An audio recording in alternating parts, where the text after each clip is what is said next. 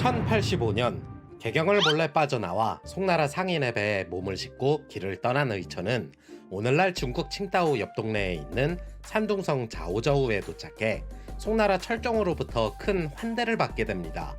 뒤이어 철종은 영접사를 보내 송나라 수도였던 허난성 카이펑으로 의천을 모셔오게 되는데, 비록 고려와 송나라의 교류가 한창이었다고는 하나 양국 모두 요나라 눈치는 여전히 봐야만 했던 상황이었습니다. 더불어 의천이 직접 송나라로 간다는 것은 단순히 불교 승려가 아닌 한 나라의 왕자가 직접 타국으로 건너간다는 것을 의미했기 때문에 송나라와 요나라 사이에서 중립 외교를 펼치던 고려 입장에서는 이 사실이 알려진다면 여간 골치 아픈 일이 아닐 수 없었습니다. 잠시 의천에 대한 이야기를 짚고 넘어가자면, 의천은 문종의 사남으로 첫째였던 12대 국왕 순종, 둘째였던 13대 국왕 선종, 셋째였던 15대 국왕 숙종의 동생이었는데, 어머니는 당시 둘째가라면 서러워할 인천 이씨 가문의 장녀였던 인해왕후 이씨였습니다. 당시 불교를 적극 장려하던 문종이 여러 아들들을 모아놓고 출가하여 스님이 될 사람이 있냐고 묻자 어린 의천은 자신이 불교에 귀의하겠다며 자원, 이때 나이가 11살이었습니다. 그로부터 약 2년 뒤 의천은 교종에서 최고 존엄인 승통이 되었고, 비록 어린 나이였으나 승려가 된 이후에도 학문에 힘을 쏟으며 제자백가 사상까지 섭렵, 명성을 드높이게 됩니다. 이러한 명성은 요나라에도 알려지며 요나라 8대 황제였던 도종에게 국사로서 초청을 받기도 했으며, 첫째 형인 순종이 죽고 둘째 형인 선종이 왕위에 오르던 1084년이 되자 송나라 정원법사에게 초청을 받게 됩니다. 그리하여 의천이 송나라로 가려 하자 모두들 가는 길이 험하고 요나라 눈치도 봐야 되니 가지 말라고 반대하게 되었으나, 의천은 아랑곳하지 않고 제자 한 명을 대동해 몰래 입국하던 도중 의천이 온다는 소문이 송나라 철종에게도 전해지며 크나큰 환대를 받게 되었던 것입니다. 결국 선종은 송나라에서 불교 유학을 하던 의천에게 사람을 보내 아버지 문종이 세운 흥왕사의 주지가 비었으니 고려로 돌아와 흥왕사를 맡아주길 요청하면서 의천은 약 3년 만에 고려로 돌아와 흥왕사 주지가 됩니다.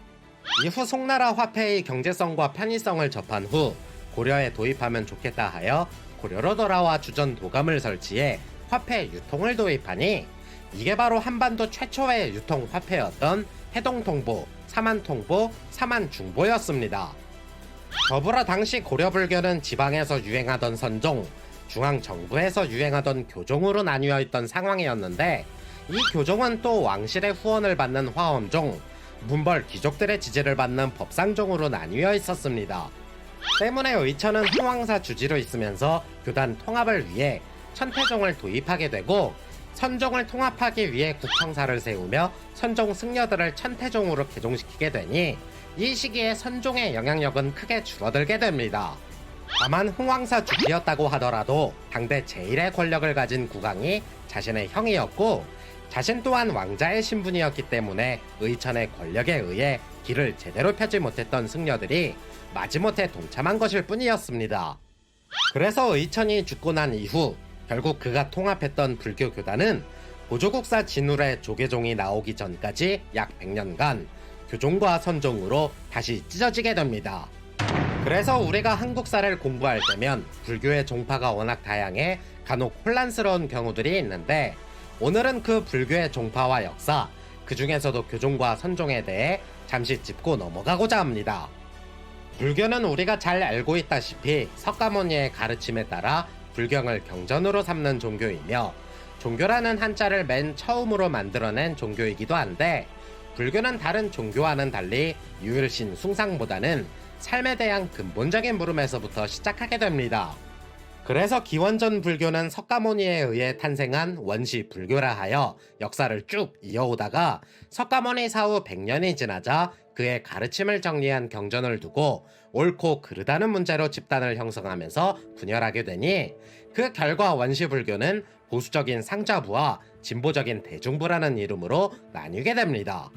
때문에 원시불교 이후 큰 틀에서는 부파불교라고 부르며 그 아래 하위 개념인 상자부 불교는 석가모니의 가르침에 따라 해탈을 위해 집착과 번뇌를 없애는 것을 가장 중요한 수행으로 꼽았는데, 수행을 통해 해탈의 경지에 다다르면 아라한이 되어 깨달음을 얻은 자라고 공경하게 됩니다.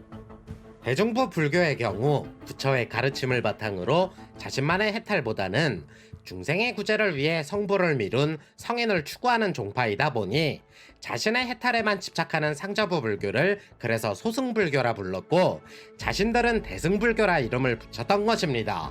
그렇게 시대를 거쳐 발전해 오다 한반도에는 고구려 소수림 왕이 집권하던 372년 인도와 중앙아시아를 거쳐 북중국을 통해 대승불교가 처음으로 전해지게 되면서 이후 백제와 신라가 차례대로 불교를 수입, 수백 년의 시간이 흐르며 그 형태가 점점 진화해 왔던 것입니다. 더불어 대승불교도 부처의 불교 경전을 연구하고 그 가르침을 따르고자 하는 교종과 개인의 수행을 통해 열반에 도달하여 성불하는 것을 추구하는 선종으로 나뉘게 되는데, 교종의 경우 전통과 권위를 중시하는 보수적인 성향으로 주로 왕족과 귀족 등의 지배계층에서 많이 따르게 됩니다.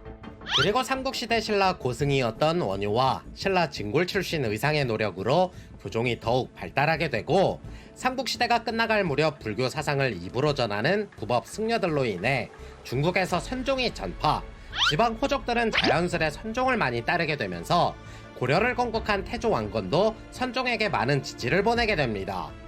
이 때문에 시간이 흐르면서 대외적으로 나뉘어 있던 불교 종파들을 하나로 묶고자 하는 경향들이 나타나게 되었으니, 의천이 중국에서 천태종을 들여옴에 따라 교종과 선종을 한데 묶고자 했던 것이 그 시발점이었습니다. 하지만 고려에서 조선으로 시대가 넘어가면서 숭유 억불 정책에 의해 자연스럽게 교종은 선종에 흡수가 되며 그 위세는 크게 위축이 되었고, 이후 교종은 조선이 멸망하던 시점까지 천태종, 화엄종, 법화종 등으로 세분화되고 선종은 조계종 등으로 나뉘었던 것입니다. 아무튼 교종과 선종의 통합을 위해 많은 노력을 기울였던 의천이었지만 47살이라는 비교적 젊은 나이에 사망하면서 당시 왕위에 있던 셋째 형 숙종은 대각국사라는 시호를 하사하며 동생을 잃은 슬픔과 그의 업적을 추모하게 됩니다.